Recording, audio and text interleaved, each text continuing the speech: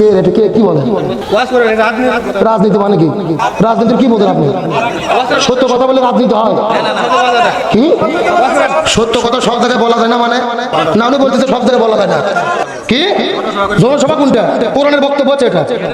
আপনি সূরা ফাতিহা পড়তে পারেন মৌলানা মানুষ তাহলে এই বক্তব্য দিচ্ছেন কেন আপনি আপনি এই কথা কেন বলতেছেন আপনি কোরআনের কথা জনসম্মুখে বলা লাগবে মানে আমি তো কোরআনের আয়াত দিয়ে বলতেছি আপনার নেত্রী চরিত্র যদি কোরআনের সাথে মিলে যায় বাদ দেবো কথা কি কোরআন ছাড়া হচ্ছে আবু জেল রসুলের 3 বছর বন্দী করে থিয়েছে হাসিনা আলেমদের বন্দী করছে আবু জেল যা করেছে আমার দেশের স্বৈরাচার ছাড়াও তাই করছে ওই ফিরাউনের আবু জেল মার্কা চরিত্র যার ভেতরে আছে এর বিরুদ্ধে কথা বলা জরুরি যত জনগণকে সচেতন করা হুজুরদের ইমানি দায়িত্ব এটা রাজনীতি মনে হয় কেন আপনার কলজের জলে চুলকনি ওঠে স্বৈরাচার পালিয়ে যাওয়ার পরেও দালালি